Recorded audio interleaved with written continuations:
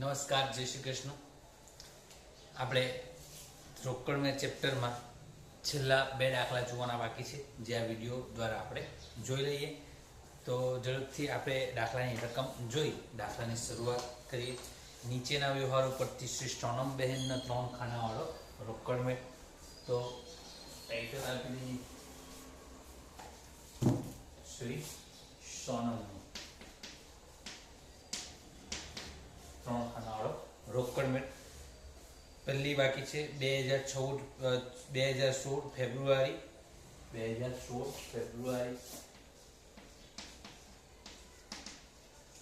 એક બેંક શિલ્લક, રોકડ શિલ્લક અને બેંક શિલ્લક છે. તો અહીંયા આપણે લખશું બાકી, આગળ લાવ્યા શિલ્લક હોય એટલે આ બાજુ ઓવરડ્રાફ્ટ હોય તો પેલી બાજુ બેંક ઓવરડ્રાફ્ટ આવશે. હવે તો 16,000 રોકડ શિલ્લક આપણે લખીએ અને બેંક શિલ્લક છે 18,000. જો બેંક ઓવરડ્રાફ્ટ આપ્યો હોય તો આપણે પેલી બાજુ લખીએ. એક જ મિનિટ.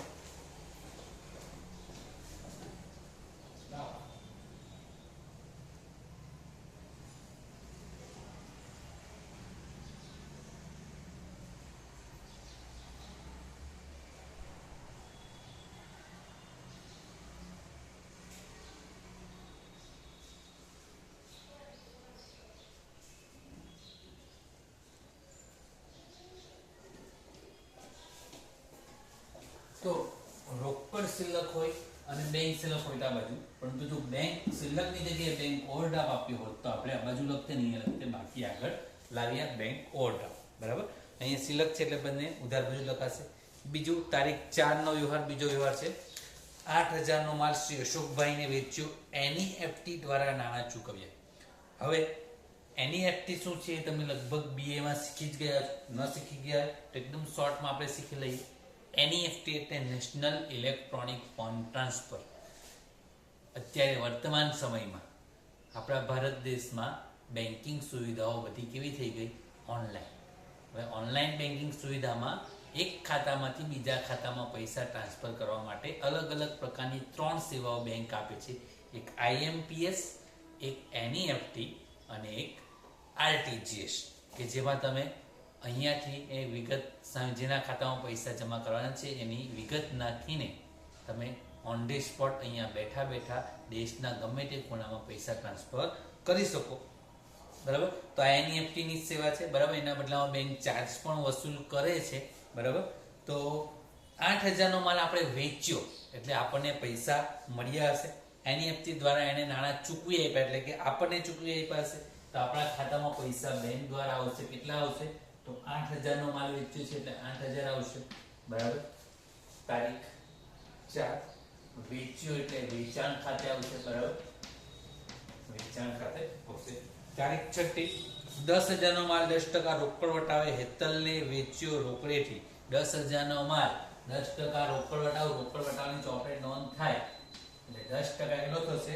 1,000 રૂપિયા. 9,000 રૂપિયા રોકડેથી વેચ્યું એટલે રોકડ આવવાની 9,000. બરાબર. તારીખ 6 વેચાણ ખાતે જ આવી આવશે. વેચાણનો વ્યવહાર છે, રોકડેથી વેચાણ કરવું છે. બરાબર. 10,000 ના 10% 1,000 રોકડ વટાવ છે એટલે આપણે ચોપડે નોંધ કરી. ત્યાર પછી તારીખ 9 રૂપિયા 3,000 બેંકમાં ભરીએ. બેંકમાં ભરશું એટલે બેંકમાં શિલ્લક વધશે એટલે 3,000 અહીંયા આપણે શું બતાવશું? આવક બેંકમાં. તારીખ 9 કેવી રીતે ભર્યા? તો રોકડા ભર્યા રોકડ ખાતે, અને રોકડા આપણે બેંકમાં ભરશું એટલે અહીંયા રોકડની શું બતાવવાની? જાવક બેંક ખાતે. તારીખ 9 2016 ફેબ્રુઆરી 9. એમ સમજો કે આપણી પાસે દુકાનમાં 3,000 રૂપિયા એમને આમ પડ્યા છે, એ આપણે બેંકમાં ભરવા મોકલી આપ્યા. એટલે બેંકમાં શિલ્લક કેટલી વધારી દીધી? 3,000 આપણે આપણા ચોપડે વધારી દીધી. અને બેંકમાં ચોપડે વધારી તો રોકડા અહીંયાથી ગયા દુકાનમાંથી, એટલે રોકડની જાવક આપણે અહીંયા બતાવી. બરાબર. બંને વ્યવહાર આવ્યો બંને બાજુ, એટલે આપણે આ વ્યવહાર કેવો ગણવાનો? જમા ખર્ચી. જમા ખર્ચી. બરાબર. આગળ 11 જીવન વીમા પ્રીમિયમ 2,000 NEFT દ્વારા ચૂકવ્યું. બેંકે 3,000 ચાર્જ વસૂલ કર્યા. તો હવે અહીંયા આપણે NEFT દ્વારા જ ચૂકવેલું છે, પરંતુ શું ચૂકવેલું છે? જીવન વીમા પ્રીમિયમ. તો 2,000 બેંકમાં બેલેન્સ ઘટવાની, બરાબર, વીમા પ્રીમિયમ ભરીએ તો. હવે જીવન વીમા પ્રીમિયમ એટલે માલિકનું અંગત કહેવાય, એટલે આપણે શાના ખાતે લખશું? ઉપાડ ખાતે લખશું, તારીખ 11. અને બેંકે પાછા એનઈએફટી ચાર્જના કેટલા વસૂલ્યા? 3. તો અહીંયા લખશું તારીખ 11 ફરીથી એનઈએફટી ચાર્જ ખાતે, અથવા તો બેંક ચાર્જ ખાતે પણ લખી શકો, બરાબર. આ આપણે અલગથી બતાવવાનું રહેશે. બેંકે આપણા ખાતામાંથી એટલા રૂપિયા કાપી લીધા હશે, ચાર્જ લગાવ્યો, એટલે બેંક બેલેન્સ ઘટશે, એટલે જાવક બાજુ 3 રૂપિયા બતાવીએ, બરાબર. જીવન વીમા પ્રીમિયમમાં ન બતાવીએ, બરાબર. વીમા પ્રીમિયમ તો 2000 નું જ છે, પણ 3 રૂપિયા અલગથી આપણે ચાર્જ ચૂકવવો પડ્યો, બરાબર, એનઈએફટી દ્વારા કર્યું એટલા માટે. ત્યાર પછી પગારના 3000 ચૂકવ્યા, મજૂરીના 13 ને 14 બંને સેમ છે, ચૂકવ્યા છે, એટલે જાવક એટલે પગાર ખર્ચ ખાતે અને મજૂરી ખાતે. કઈ રીતે ચૂકવ્યા એ કઈ કીધું નથી, એટલે એમ સમજો રોકડા ચૂકવ્યા 3000 પગારના, 2000 મજૂરીના, બરાબર.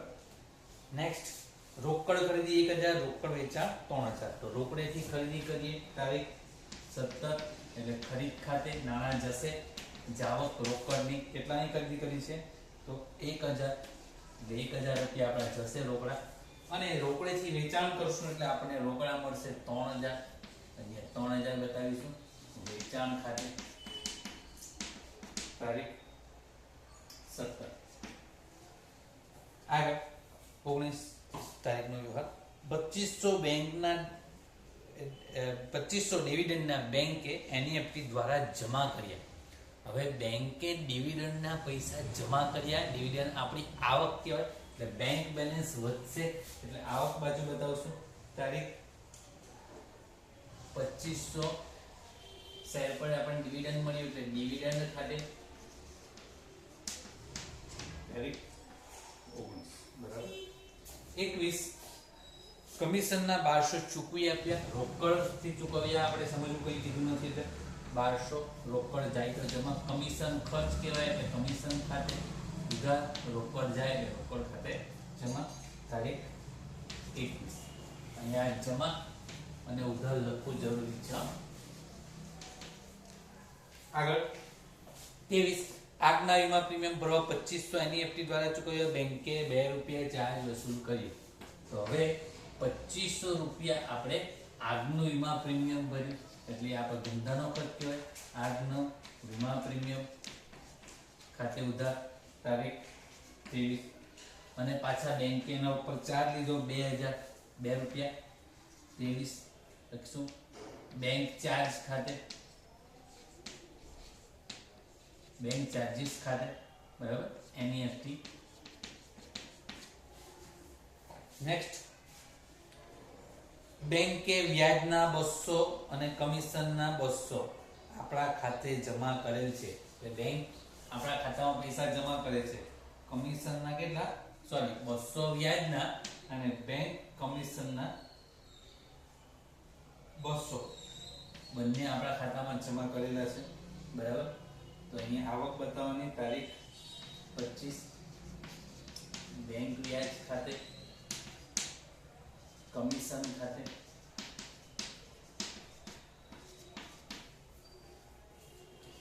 ત્યાર પછી બેંકે આપણા વતી વાહનનો લોનનો હપ્તો 1200 એનઈએફટી દ્વારા ચૂકવી આપ્યો, બેંકે 3 રૂપિયા ચાર્જ વસૂલ કર્યો.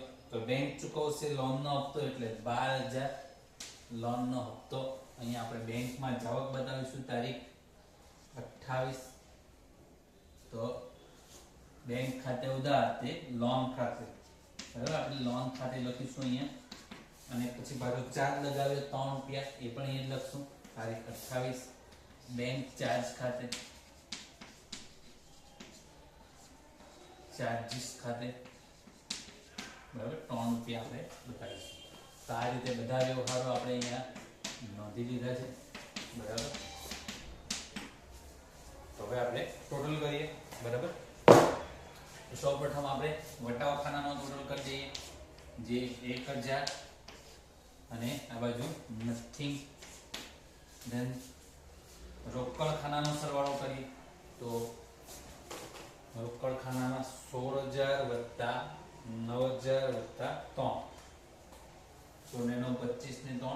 28,000 અહીંયા પણ દર્શાવીશું આપણે. 28,000 માંથી હવે વાત કરીએ 3,000, 3,000, 2,000, 1,000, 1,200 કેટલા આવશે? 17,800. બાકી આગળ લઈ ગયા, બરાબર. અહીંયા લાવ્યા, અહીંયા લઈ ગયા. ફેબ્રુઆરી એટલે 28 કે 29 આવે, બરાબર. 2016 છે એટલે લીપી વર્ષ આવશે એટલે 29 આવશે, બરાબર. 16,000 28,000 ટોટલ ફિક્સ છે. એમાંથી બધી વખત 3 ને 3 6 ને 2 8 ને 9 ને 10 200 બાદ કરશો એટલે 17,800 બરાબર છે. હવે બેંક ખાનામાં પણ આ બાજુનો જ સરવાળો વધારે આવશે તો 16,000 ને 18,000 આવેલા છે એટલે 18,000 ને 8,000, 3,000, 2,500 ને 400, 31,900. એ જ 31,900 અહીંયા લખશું. તફાવત બાદ કરીએ તો -2,000, -3 રૂપિયા, -2,500, -2 રૂપિયા, -12,000, -3, 15,392 આપણે લખીશું. ફરીથી એક વખત બાદ કરીએ. 31,900 -2,003 -2,502 -12,003, 15,392. જવાબ એકવાર ચેક કરી લઈએ. ન આવતો હોય તો આપણે આપણી ભૂલ શોધીશું. છઠ્ઠો દાખલો, દાખલો નંબર છે આપણો 14 એટલે પાછળ 15,392 1,17,800 આપણો જવાબ આવી ગયો છે, બરાબર. તો આ રીતે આપણે એનઈએફટી ચાર્જ જે આમાં એક નવું આવ્યું છે, બરાબર. એનઈએફટી ચાર્જ જેને આપણે બેંક ચાર્જીસ તરીકે પણ ઓળખી શકીએ, બરાબર. એનઈએફટી ન લખીએ તો બેંક ચાર્જ ખાતે આપણે લખી દેવાનું ખર્ચ કહેવાય આપણો, એટલે જાવક બતાવી, બરાબર. તો આ રીતે દાખલો થાય. આવો જ એક દાખલો હજી છેલ્લો છે જે જોઈશું એટલે આપણું ચેપ્ટર અહીંયા પૂરું થશે, બરાબર. તો પાના નંબર 172 પર 16મો દાખલો આવી જાઓ, બરાબર.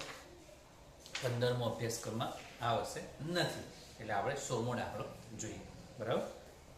તો જરા રકમના ખાના દોરી દઉં, બરાબર. પછી આપણે દાખલો ગણીએ.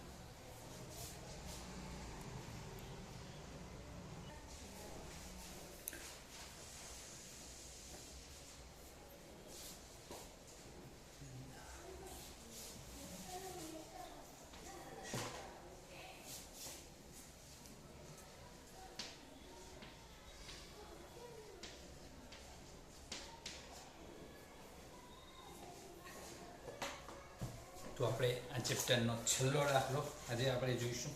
ત્યારબાદ આપણે નવા ચેપ્ટર તરફ જઈશું. તો દાખલો નંબર 16 પાના નંબર 172 પર છે. નીચેના વ્યવહારો પરથી શ્રી ભૂપિન્દરનો 3 ખાનાવાળો રોકડ મેળ, સોરી 2 ખાનાવાળો જ બનાવવાનો છે. રકમ મેં હમણાં જોઈ, એમાં માત્ર બેંક અને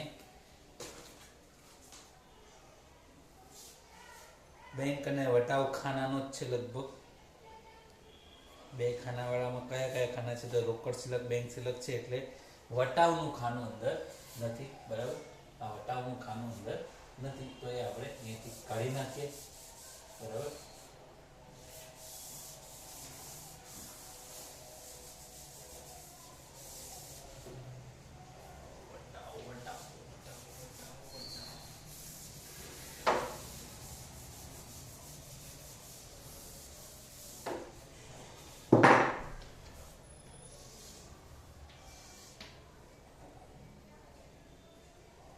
રોકડ અને બેંક ખાનું જ આવશે ખાલી, બરાબર.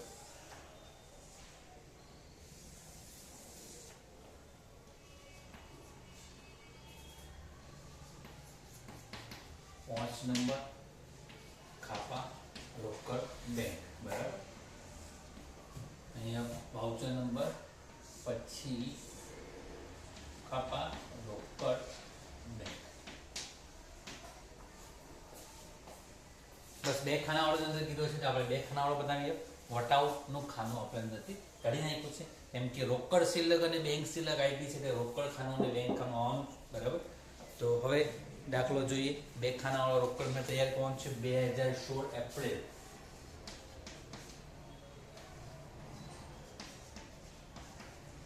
એક 1 એપ્રિલનો વ્યવહાર છે. શરૂની રોકડ શિલ્લક અને બેંક શિલ્લક જ આપી છે. તો આપણે અહીંયા લખીએ બાકી આગળ લાવ્યા. રોકડ શિલ્લક છે 55,000 ને 5,50,000. બેંક બેલેન્સ બહુ વધારે છે 5,50,000.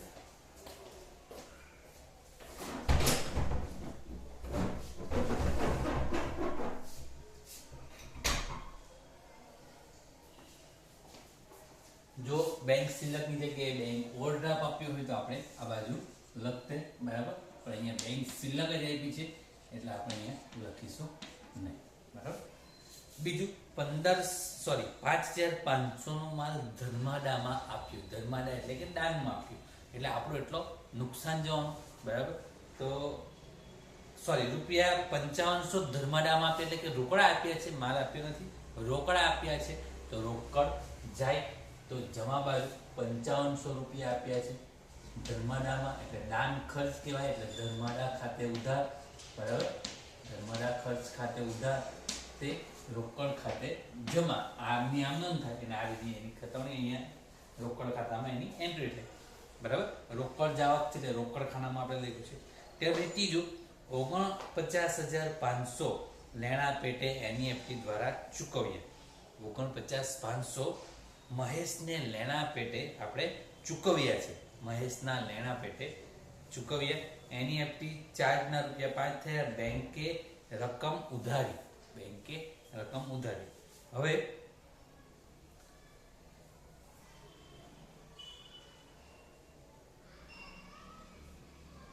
એનઈએફટી દ્વારા આપણે ચૂકવ્યા. દેવા પેટે એને ચૂકવ્યા. દર્શને દેવા પેટે ચૂકવ્યા એટલે આપણને ચૂકવ્યા હશે, બરાબર. મહેશે આપણી પાસે 49,500 લેવાના હતા, જે આપણે એનઈએફટી દ્વારા ચૂકવ્યા, એટલે બેંકમાંથી ચૂકવ્યા એટલે 49,500, બરાબર. એને લખીશું મહેશ ખાતે, બરાબર. મહેશ ખાતે. પછી એવું કીધું છે કે ચાર્જના 5 રૂપિયા થાય, તો એનઈએફટી ચાર્જ અહીંયા લખવાનું. તારીખ એ અહીંયા આવશે તારીખ 3 અને આ વ્યવહારની તારીખ છે એ પણ 3, પાછી 3 આવશે. બેંક ચાર્જ, બેંક ચાર્જીસ ખાતે અંશમાં લખી શકો એનઈએફટી, બરાબર. 5 રૂપિયા લખવાના. ત્યારબાદ પાંચમો વ્યવહાર તારીખ 5,66,000 દર્શને પોતાના દેવા પેટે એનઈએફટી દ્વારા ચૂકવ્યા, એટલે કે આપણને ચૂકવ્યા હશે. બેંકે રકમ જમા લીધી, આપણા ખાતામાં જમા કર્યા બેંક બેલેન્સ, બરાબર. અને દર્શનને એનઈએફટી ચાર્જ રૂપિયા 5 થયો. એનો મતલબ 66,000 રૂપિયા દર્શને ચૂકવ્યા એટલે અહીંયા આપણે બેંકમાં શિલ્લક વધવાની, બરાબર. દર્શન ખાતે લખશું આપણે. દર્શને ચૂકવ્યા છે, દર્શન ખાતે તારીખ 5. હવે અંદર આગળ આપ્યું છે કે એનઈએફટી ચાર્જના દર્શનને 5 રૂપિયા થાય. હવે એની આપણે અહીંયા નોંધ કરશું. આપણે અહીંયા ચૂકવ્યા 49,500, બરાબર. આપણે પૈસા કોનામાં ખાતામાં ટ્રાન્સફર કર્યા? મહેશના ખાતામાં ટ્રાન્સફર કર્યા. કેટલા? 49,500. બેંકે 5 રૂપિયા ચાર્જ દીધો એટલે આપણો ખર્ચ થયો. એવી જ રીતે દર્શને આપણા ખાતામાં 66,000 જમા થયા, એને ચાર્જ લાગ્યો કેટલો? 6 રૂપિયા. આપણે એની અહીંયા નોંધ કરીશું કે નહીં? નહીં કરી. એ ચાર્જ એને લાગ્યો છે, આપણને નથી લાગ્યો. ખાલી આપણે અંદર માહિતી છે કે આટલો ચાર્જ થયો, બરાબર. એટલે આપણે અહીંયા એની નોંધ કરશું નહીં, એટલે આ 5 રૂપિયા આપણે અહીં નોંધીશું નહીં. ત્યાર પછી છઠ્ઠું, ભાડાના રોકડા ચૂકવ્યા રૂપિયા 14,300. તો રોકડા ચૂકવ્યા, રોકડ જાય તો જમા બાજુ લખશું. ભાડાના 14,300 રોકડા ચૂકવ્યા ભાડા ખાતે તારીખ 6. આગળ બેંકે કમિશનના 22,000 જમા લીધા. બેંકે કમિશનના 22,000 જમા લીધા. જમા લીધા એટલે આપણા ખાતામાં જમા થયા હશે, એટલે આપણે અહીંયા જમા બાજુ લખશું 22,000. કમિશન આપી આવક કેવા છે? કમિશન ખાતે રોકડ ખાતે ઉધાર, તે કમિશન ખાતે ક્રમાંક આ રીતે નોંધ થશે, કમિશન ખાતે લખશું. આગળ રોકડ ખરીદી 2,75,000 RTGS real time gross settlement. RTGS નું ફૂલ ફોર્મ શું? Real time gross settlement. NEFT એટલે national electronic fund transfer, real time gross settlement. આ આરટીજીએસ માં આગળ થિયરીમાં આપ્યું છે એટલે તમે જોઈ લેજો, બંને ચાર્જ છે, બરાબર? બંને એક પ્રકારના ચાર્જ છે, બેંક વસૂલ કરે છે. તો હવે રોકડેથી આપણે ખરીદી કરી, તારીખ 10 રોકડ ખરીદી એટલે ખરીદ ખાતે લખશું, બરાબર? 2,75,000 રકમ આપણે આરટીજીએસ થી ચૂકવી એટલે બેંકમાં આવશે, બરાબર? અને ચાર્જ ના રૂપિયા 30 થયા, બરાબર? તારીખ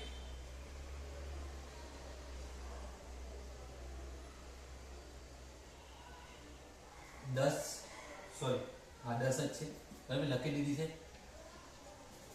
ખરીદ ખાતે રકમ આપણે બેંક આરટીજીએસ થી ચૂકવી એટલે બેંક ખાતે લખશું, બરાબર? ચાર્જ ના રૂપિયા 30 થયા એટલે અહીંયા બેંક ચાર્જીસ આરટીજીએસ ખાતે લખશું આપણે તારીખ 10, બરાબર? ધેન નેક્સ્ટ રોકડ થી વેચાણ કર્યું 3,85,000 આરટીજીએસ થી રકમ આપણા ખાતામાં મળી આપણને 3,85,000 તારીખ 12 વેચાણ કર્યું.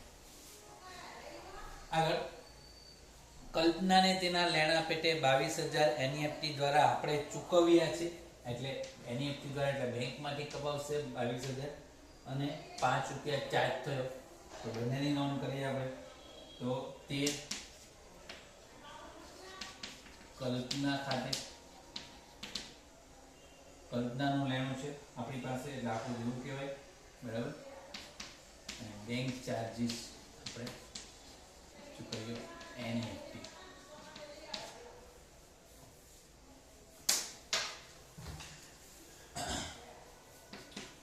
આગળ રોકડેથી વેચાણ કર્યું 44,000 એટલે રોકડ આવવાની 44,000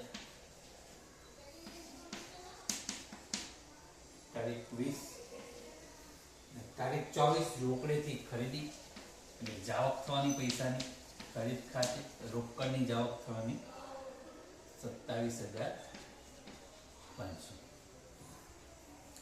આગળ 25 દીકરીની મેડિકલ ફીના 49,500 એનઈએફટી દ્વારા મોકલ્યા, બેંકે ચાર્જ 5 વસૂલ કરી રકમ ઉધારી તો 49,500 ચૂકવ્યા, બરાબર? અને પાછા 5 રૂપિયા ચાર્જ ના લાગ્યા, બરાબર? હવે દીકરીના કોલેજ ફી છે મેડિકલ કોલેજની એટલે માલિકનો અંગત કહેવાય ઉપાડ ખાતે, બરાબર? અને બેંક ચાર્જીસ ખાતે 49,500. આગળ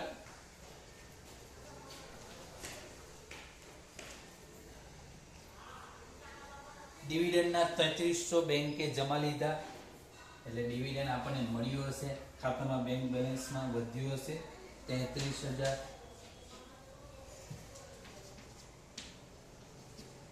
તારીખ 30 ડિવિડન્ડ આવક કહેવાય,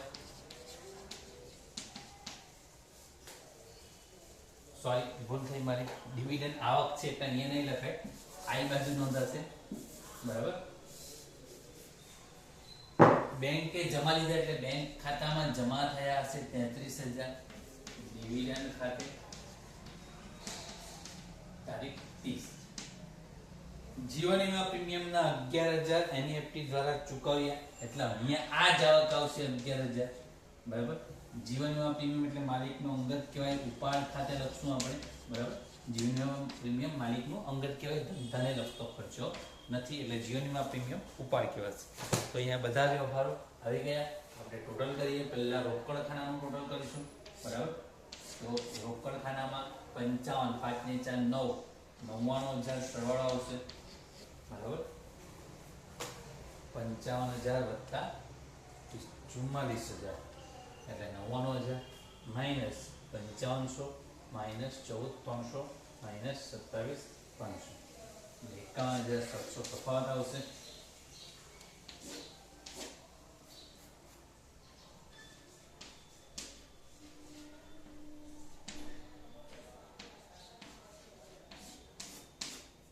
તારીખ એપ્રિલ એટલે 30 બાકી આગળ લઈ ગયા. બેંકમાં ટોટલ કરીએ એમાં પણ આ બાજુ 5,50,000 વત્તા 66,000 વત્તા 22,000 વત્તા 3,85,000 વત્તા 33,000 એટલે 10,56,000 સરવાળો.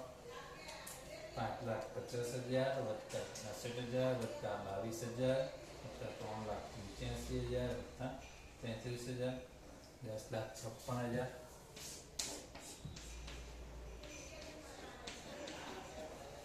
10,56 માંથી બાદ કરો 49,500 -5 માંથી 2,75,000 -30 -22,000 -5 -49,500 -11,000 11,000 છે બરાબર. 6,48,960. તો આપણે જવાબ ચેક કરી લઈએ કે આવે છે કે નહીં. બરાબર, મિસ્ટેક હશે તો સુધારી કાઢીએ. છઠ્ઠો 6,48,955 51,700. અહીંયા કંઈક મિસ્ટેક છે, ફરીથી એક વખત બાદ કરી. 10,56,000 -49,500 -5 -2,75,000 -30 -22,000 -5 -49,500 -5 -11,000 6,900 6,48,950 ટોટલમાં જ ભૂલ છે. 955 એક 5 રૂપિયાની ગણતરી કરવાની ભૂલી ગયેલા હશે આ. બરાબર, 6,48,955 આપણો જવાબ આવી જાય છે. બરાબર, તો આ રીતે તમારા રોકડ મેળનું ચેપ્ટર અહીંયા પૂરું થાય છે. બરાબર, હવે આપણે અત્યાર સુધી પહેલું પારિભાષિક શબ્દો જે તમને વાંચવા કીધા હતા, ત્યાર પછી બીજું ચેપ્ટર, ત્રીજું ચેપ્ટર આપણે મિક્સ સાથે જોયું, મહત્વનું હતું એ. બરાબર, ત્રીજું ચેપ્ટર આખું જોયું. ત્યાર પછી મેં તમને હિસાબી સમીકરણ ચોથું ચેપ્ટર જાતે જોઈ લેવા કીધું હતું. બરાબર, ત્યાર પછી પાંચમું ચેપ્ટર આપણે પેટાનોંધ આખું જોયું. ત્યાર પછી છઠ્ઠું રોકડ મેળ પણ આખું જોયું. બરાબર, તો એનો મતલબ ઘણું બધું આપણું પહેલા ભાગની બુકમાં અહીંયા કવર થઈ ગયું છે. બરાબર, હવે પહેલા ભાગમાં આપણા 3 ચેપ્ટર હજી બાકી રહે છે. એક ખાસ આમનો ખાતાવહી ખતવણી, પછી બેંક સિલક મેળ અને એક બીજું નાનું અમથું ચેપ્ટર કાચું સરવૈયું. બરાબર, એટલા ચેપ્ટર હજી બાકી રહે છે. એ પણ આપણે સ્ટેપ બાય સ્ટેપ જોઈશું. જે કામનું હશે, જે મહત્વનું હશે એ વધારે જોઈશું. બરાબર, જે ન કામનું હોય, ઓછું હોય એ આપણે શોર્ટમાં જોઈશું. તો અહીંયા આ રીતે રોકડ મેળ દરેક ચેપ્ટર સ્ટેપ બાય સ્ટેપ જ આવશે. બરાબર, તો હવે આપણે આના તરફ પછીનું ચેપ્ટર ખાસ આમનો આપણે જોઈશું, જે આખું ચેપ્ટર અભ્યાસક્રમમાં છે. બરાબર, પણ નાનું અમથું ચેપ્ટર છે. 2 કે 3 વિડીયોમાં આપણું એ ચેપ્ટર પૂરું થશે. તો આજના વિડીયોમાં બસ આટલું જ. હવે પછી નેક્સ્ટ ચેપ્ટર ખાસ આમનો આપણે પછીથી જોઈશું.